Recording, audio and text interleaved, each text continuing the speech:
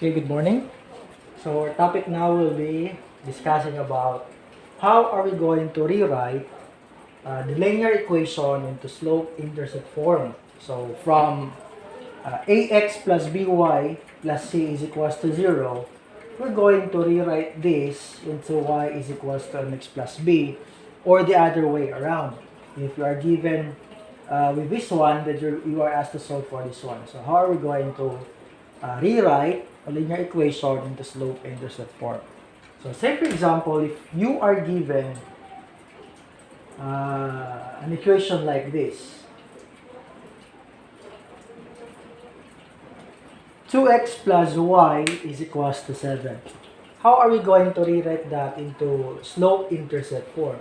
So in rewriting that, what we're going to do is isolate our y to the left side, and all of the other terms will be written on the right side. So as simple as that. So therefore, we're going to use addition and subtraction property of equality, the APE and the SPE, but there is a easier way other than those two. So what we're going to do is we're going to get the opposite, or just transpose the term that you're going to write on the other side. So in that case, that would be our 2x. So we're going to rewrite 2x to the other side, or just transpose that to the right side. So what will be left on the left side is only y, since we're going to solve only for y in terms of x, and followed by mx. So our positive 2 will become negative 2x, then copy our 7, that is positive 7. So that is our answer, as simple as that. Okay? How about if we have this one?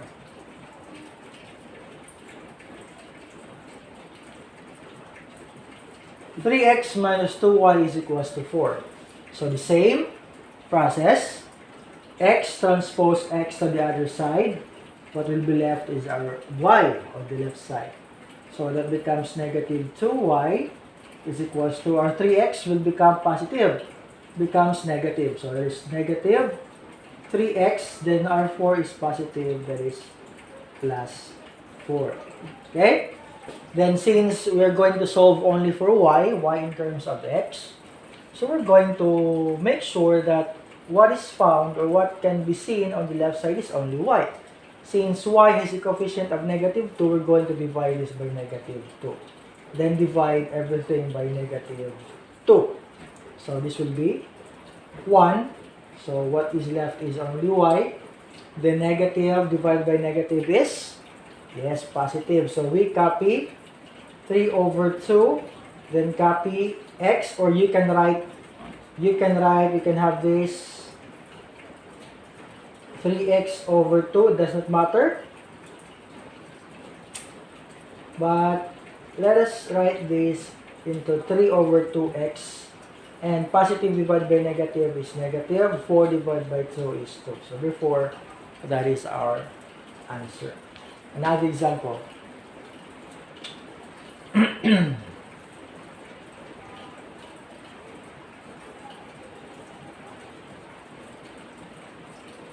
4x plus 5x is equals to 10. This is not x, this is y. 4x plus 5y is equals to 10.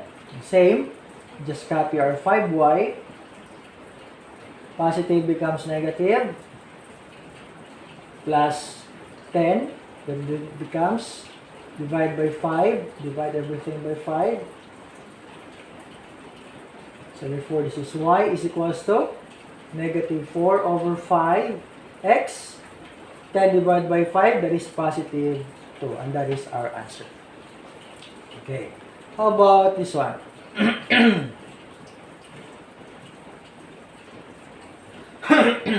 3x minus 2y plus 6 equals 0.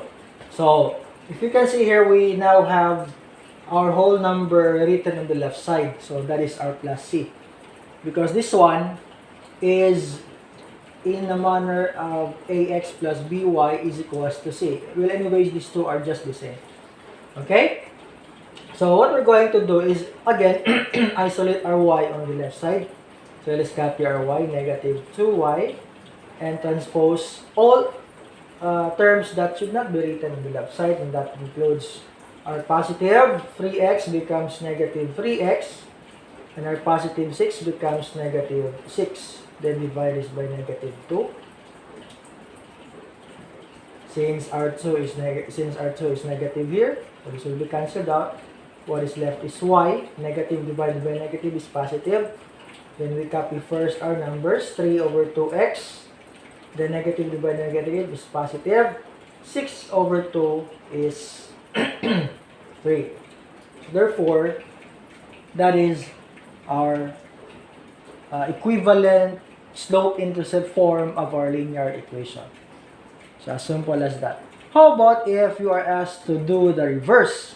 So what we're going to do now here is we're going to do the reverse. I'm going to copy first this one, and we're going to remember the given, these two here, this one, and this one, this one, and this one. We're going to compare if we can still get the correct answer. What we're going to do now is, I will give you this one, and we are going to solve this one. Likewise also, this one, and we're going to solve this one. This is the given, then we're going to solve for this one, and then this is the given, and we're going to solve for this one. Okay? Okay, now let us go the reverse. What will be given is the slope-intercept form. Then we are going to solve for the equation of the line, and that is ax plus by plus c is equals to 0. So as I have mentioned, what will be given now is the slope-intercept form, but we're going to use the same problem, but it is the opposite way around. So here, the first example is y is equals to negative 2x plus 7. This was our first example's answer before. So just review the video if we can get the same answer. Okay, so what we're going to do now is we're going to express that into ax plus by plus c is equals to 0. So if we can see here that what is written on the right side is 0. So therefore, these two numbers here will be written here. Or we can have also this one. So we will have two possible answers so that we can compare. Okay? So let us rewrite this or transpose these two terms to the left side. So positive becomes negative. So that becomes negative becomes positive, or the opposite. So it becomes 2x positive. Okay, then copy plus y. Then this one will be transposed. Positive becomes negative 7 is equals to 0. If you are asked to write that in standard form, since this is in standard form. But if you are asked to solve for like this one, you can have this as an answer of 2x plus y is equals to 7, since that is equals to c. Okay? If you can just review the video, this was the first given on our first example. So example number 1. Example number 2.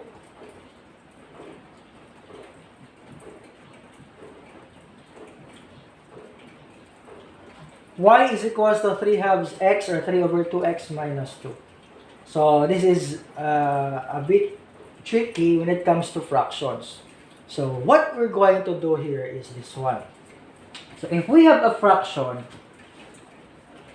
say for example here, our x is coefficient is a fraction, but this one is a whole number. So therefore, if that's the case, what we're going to do is just multiply everything by its denominator of the fraction. So therefore, our fraction is 3 over 2. And what is the denominator of 3 over 2? That is 2. So therefore, what we're going to do is we're going to multiply the equation with the denominator 2 if there is a fraction. Okay? So multiply 2, and your 2 will be multiplied each of the terms to our equation. So therefore, this becomes 2 times y is 2y. And with this one, 2 times 3 halves, this will be cancelled. Our 2 will be cancelled. That becomes 2 times 3 is 6 over 2, and that is still 3.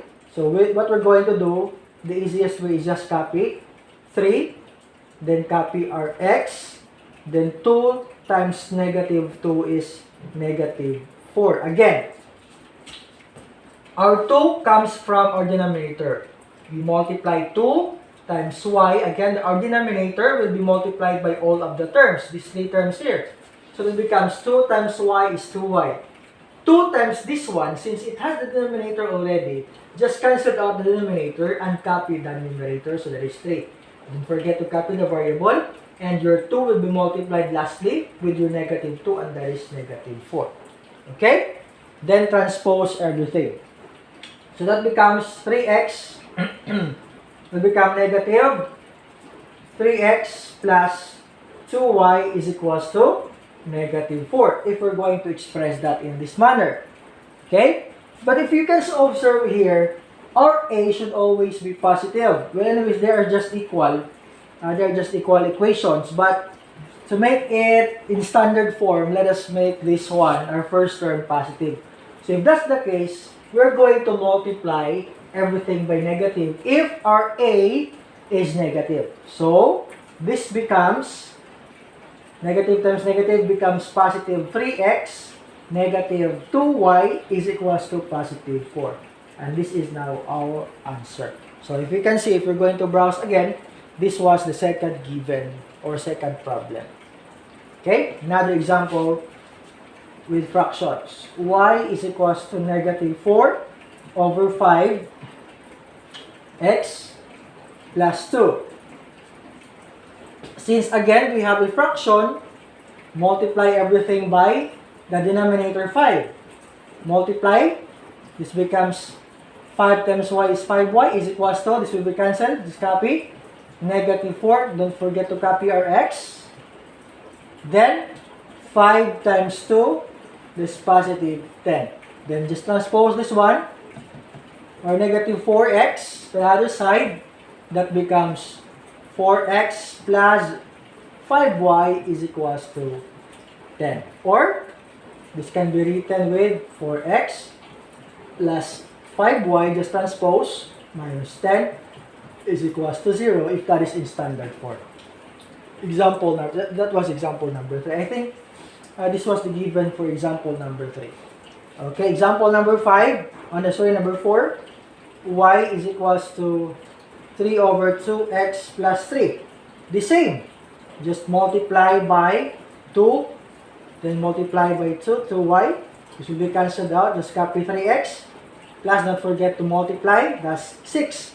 Then just transpose. It becomes negative 3x plus 2y. Okay, I'm not going to align because we have this problem here. Okay, so just transpose and copy, then equals 6.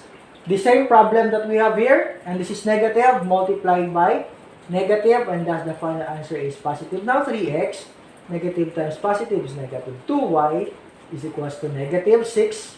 Or, we can have this an answer of 3x minus 2y, transpose that one, positive 6 is equals to 0. Okay?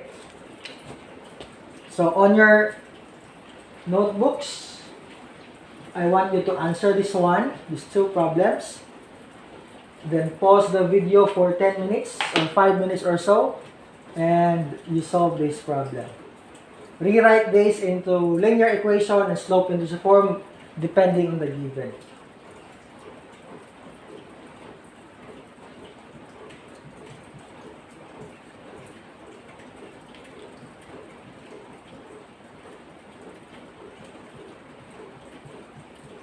Okay, 5 minutes.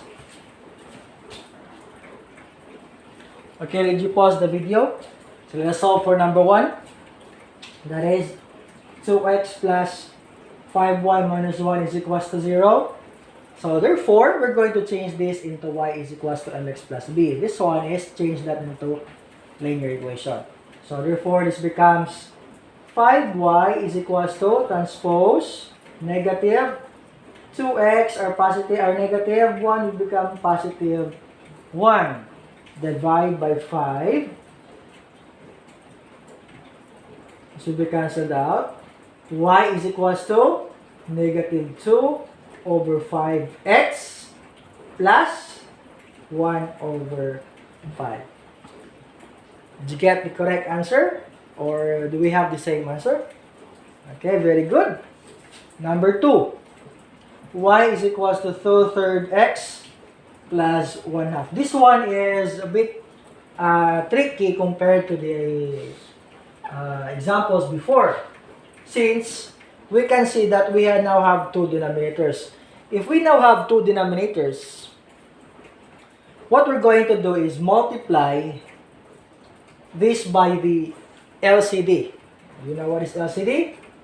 The least common denominator. What is the least number that can be divided by 2 and 3? Yes, that is 6. So what we're going to do is we're going to multiply everything by the LCD of 2 and 3, and that is 6. Multiply. 6 times y is 6y is equals to, here, we're not going to cancel and copy this one, but other than, but what we're going to do is divide and multiply. Again, we're going to divide and multiply here. Divide first, then multiply. Or the other way around, it does not matter. We will have the same answer. So let us try to divide first so that we can have a smaller number. So 6 divided by 3. Yes, that is 2 times 2 is 4. So that is 4. Then, copy x. 6 divide by 2. 3 times 1 is positive 3. So this is now our simplified answer.